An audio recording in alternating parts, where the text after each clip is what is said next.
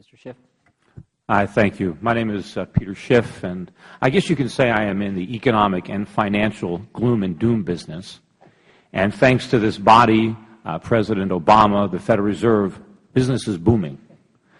And, you know, I would rather profit from America's success rather than her failure, which is the reason that I'm here today. We have some serious structural problems underlying the U.S. economy, and we cannot solve them until we understand them. As a nation, we have borrowed and spent our way into a gigantic ditch. We are not going to get out of the ditch by digging it deeper. We have to reverse the mistakes of the past, not repeat them. Government stimulus will never grow this economy. It will never create jobs. It is the equivalent of trying to put out a fire by pouring gasoline on it.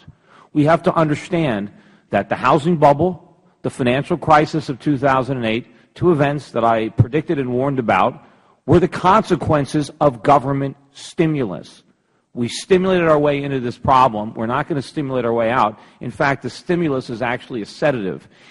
The stimulus is preventing the free market from unraveling the problems that years of bad monetary and fiscal policy have created. We don't need more spending. We need the opposite of spending. We need underconsumption. What the economy lacks is savings, investment, production. And if we try to preserve the jobs of the bubble economy with more reckless money printing and borrowing and government spending, all we are going to succeed in doing is preventing the restructuring that we need and preventing more productive jobs from ever coming into existence. And I want to talk, specifically about jobs. I'm an employer. I employ about 150 people. I would probably employ 1,000 more if it weren't for government regulations that have inhibited my ability to hire and grow my business and have forced me to move portions of my business overseas in order to escape the regulatory burden here. But the question is, why do I hire people? Where are these jobs coming from? Jobs in a free market, they come from two things. They come from profits or the profit motive, and they come from capital.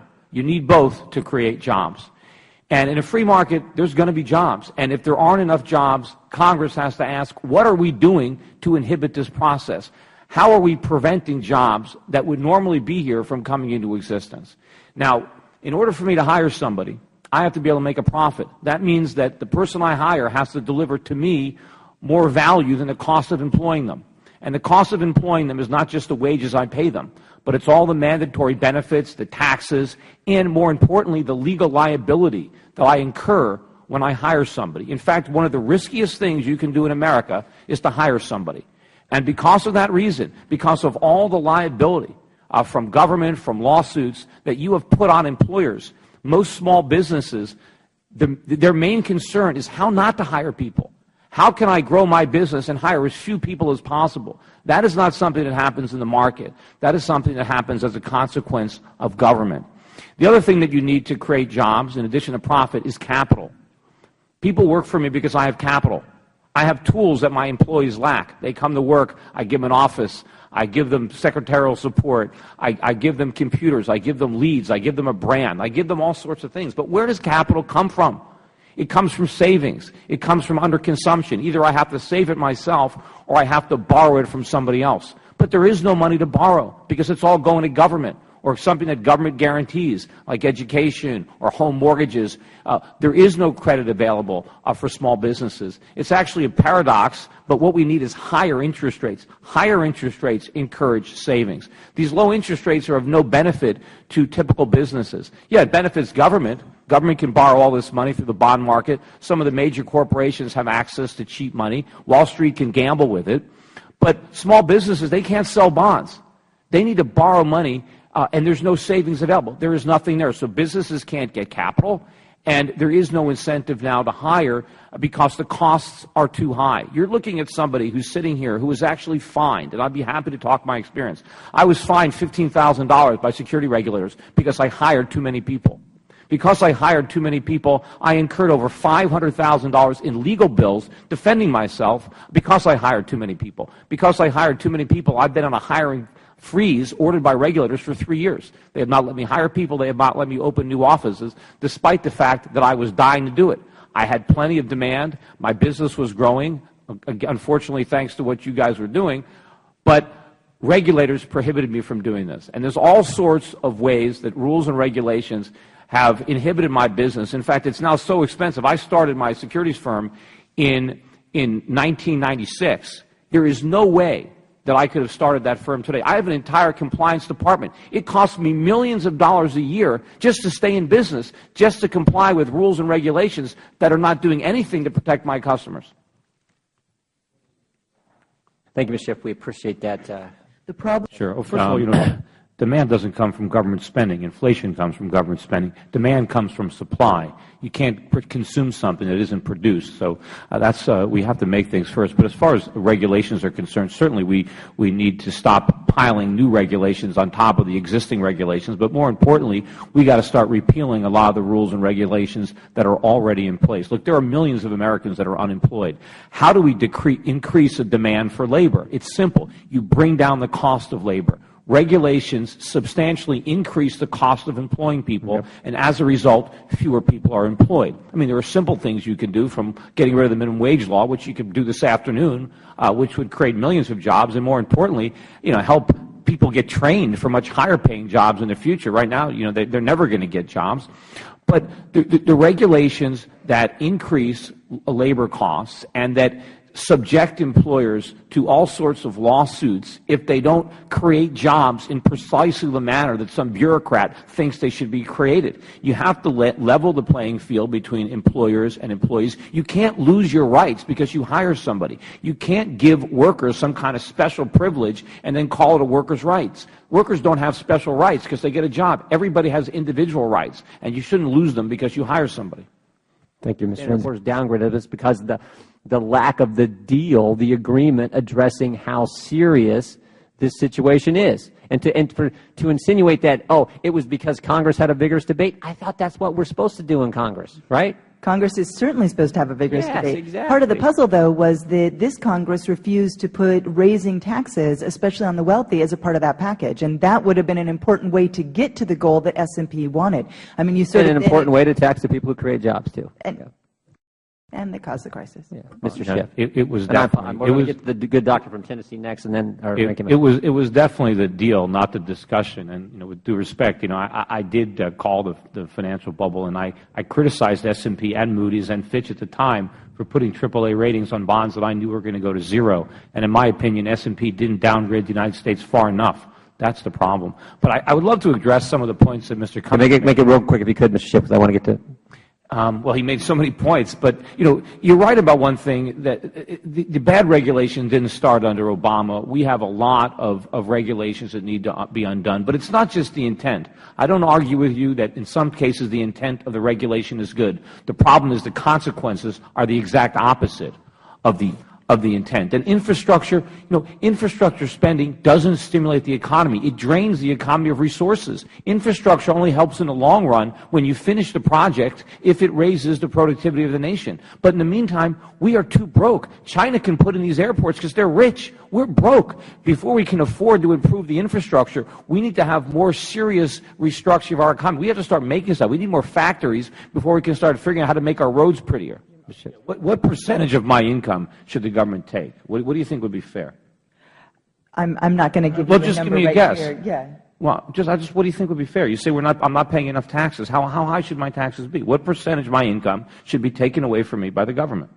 We have a progressive income tax structure. But just what do you think would half? 60%, 70%? How much should they take? Wow, well, that is so far beyond. Well, we're going to wait. But I'm just hang on. Let me say that taxing the rich. The gentleman from Tennessee has the time. Yeah, I'll just interrupt. Taxing the rich is a great idea till the rich run out of money, and that seems. Well, no, my problem is I'm already almost paying half my income in taxes right now. Hang on a second. That is impossible. No, it's not impossible. Correct. No, it's not. Okay, let me, Mr. Chairman.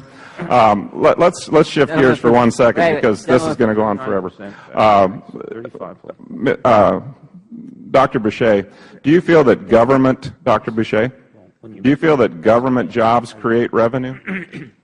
And I think you said that the stimulus one had the majority of jobs created were private sector jobs. Do public jobs create revenue, or do they just cost the taxpayers money? Recovery dollars that go on to communities to say build a bridge, You hire engineers, typically in the private sector, some in the public, some in the private. You hire contractors, you hire people that do concrete. You hire a lot of folks in the private sector, and then that has spillover effects. So that if you hire that person who has the concrete, and then they go and they have more money, and so they spend it in their community, that's how those private sector jobs are created, both directly and indirectly. Mr. Schiff, do you feel that's a good return on your investment to spend those tax dollars that way? I mean, what's your chance of making a profit? Well, first I want to point out that 99% of my income is taxed at the marginal rate. So the marginal rate is my rate. And if the Federal Government has taken 35% of my income, and then another 3% for Medicare, that's 38, and then when I have the State of Connecticut now almost 7%, over 45% of my income in tax, and that's before I pay any property taxes or sales taxes or anything else like that. And if you raise my taxes much more, that's it. I'm done.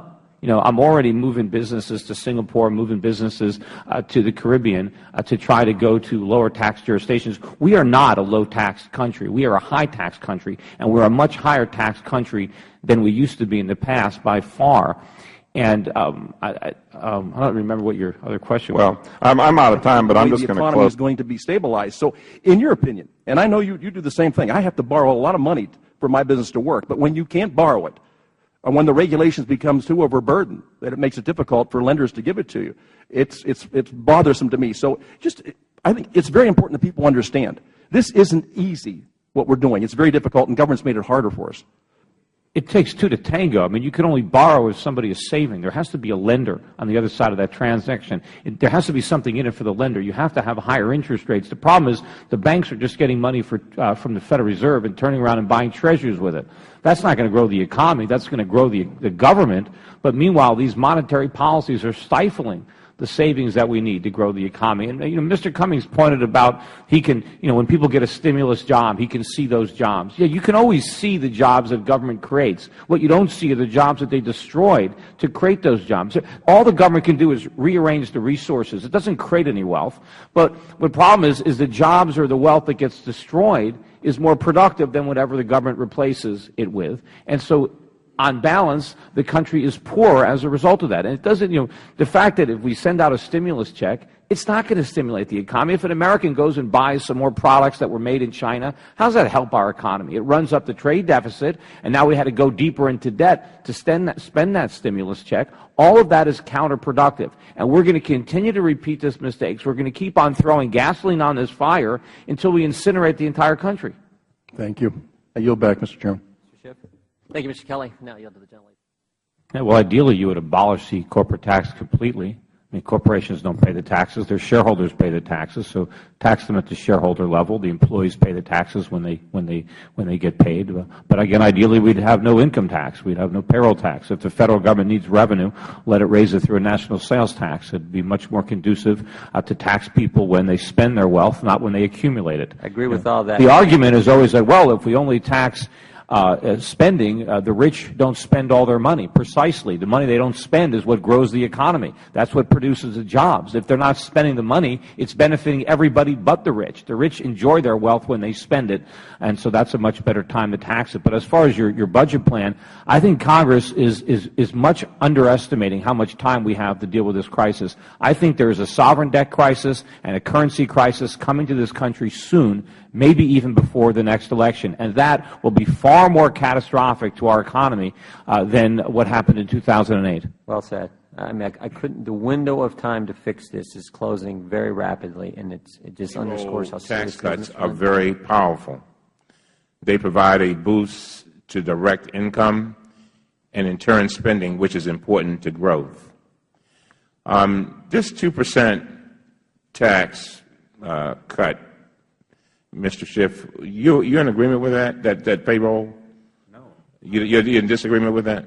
I think the deficits that will be created to finance that tax cut will do more damage to undermine this economy and destroy jobs than any benefit we will get from the extra income being spent. And so when the President says that, basically borrowing the words of my Republican friends, that we should not be increasing taxes during a recession, but when it comes to these taxes, you have a, I mean, do you agree with that, first of all? Well, in other words, when it came to the millionaires and billionaires, my Republican friend says, you know, friends, and I heard them clear. No, let me finish. They were singing from the same handbook. Mm-hmm. They were singing loud and clear. In a recession, you do not raise taxes. And the president said it the other night, said, you know, we want to make sure these folks continue to get this extra $1,500 or whatever it is in that $1,000 to $1,500 on their paychecks. Go ahead. The problem is the damage that the government does to the economy is not limited to taxation. It's spending. It's what the government is spending that is damaging the economy. And so if we run deficits instead of taxes, we actually do more damage. Deficit spending is more detrimental to the economy than taxation. I got you. But what we need to do is dramatically reduce government spending. That is the only stimulus that will work. We'll disagree on that. I think we need to do both. I don't think that there's any member of Congress that does not believe that we need to do both. Mr. Boucher, what's your opinion on that? Well, it's hard to understand how government spending. I'm sorry, Dr. Boucher. I like to give people their titles, like President Obama. Thank you, Congressman Cummings. Schoolrooms in places across the country with 40 children is not good for America's future. It's not good for America's workforce. We can do something to fix that. We can borrow at historic low rates, and we can pay it back as the economy gets back on track. And I'd like to take issue with one thing that Mr. Schiff said earlier, which is that America can't afford it. America remains one of the richest countries on the planet. To say that we cannot afford to make these investments right now when our economy needs it most and get 14 million people back to work is quite frankly absurd. We can afford it. It's just how we're using our resources. We can afford it. And the problem is interest rates are low now. They're not going to stay low. We've got a $15 trillion national debt financed with Treasury bills. It's the same mistake that people made who were taking out subprime mortgages. What's going to happen when rates are at 5% or 10%? What's going to happen when interest on the national debt consumes 100% of federal tax receipts? That can happen in just a few years. Interest rates got to 20% in 1980. What happens if they go there again? Madam Chair, I see my time is up, but I just want to need 15 seconds to say this. You know, one of the things that we've got to do, we have got to invest in our people. If you got kids, one of the greatest threats to our national security is our failure to properly educate every single one of our children. That's the greatest threat. And if we have to spend now to educate our children so that they can take over this world, innovate, create jobs, and do the right thing, fine. At the rate we're going, though, if we're not careful, we will implode from the inside. Because we're not doing all the things we need to do now. We're spending and not educating. We don't need more spending on education. We're spending too much, and kids are not getting educated. We need more on-the-job training. Unfortunately, we have too many kids going to college on government grants. It's bid up the price into the stratosphere, and we have all these kids graduating with huge mortgages and no houses and no marketable skills. I'm saddened by those comments. Thank you, Mr. Saddened by what those programs have done to our young people. Thank you, Mr. Cummings. I yield to the gentleman from Pennsylvania, Mr. Kelly. Thank you, Madam Chair. Mr. Schiff, because I believe you're onto something, and I would tell for those that did not experience this, I remember it very vividly because I paid 1% over prime for my floor plan costs. So in the early 80s, when prime was around 21%, which people say that's not possible, it is, and in the artificially low rates that we're working with today. Any type of an idea or a scenario, what could happen when these rates that are being kept artificially low, and we know for the next, at least until the election, there's going to be a low prime rate. But when it rises to what it should be, market value, the effect that it's going to have on businesses. Well, I mean, the problem, the artificially low interest rates right now are one of the main problems that the economy has, and I think we're pursuing those rates to prop up insolvent banks, to necessitate the government bubble, the borrowing from the federal government. And when interest rates ultimately rise, all the banks that you guys bailed out, they're all going to fail again because they're insolvent. They're only kept afloat by the cheap money from the Fed. Their portfolios are loaded up with low-yielding, long-term mortgages and government bonds. And when interest rates go up, the value of those assets will collapse. But they have to go up because eventually the dollar will sink so much, prices will rise so much, nobody will lend us money. The dollar won't be the reserve currency. Right now it's kind of benefiting from the fact that there are problems in other parts of the world. But look at the price of gold. It's at $1,900 an ounce for a reason.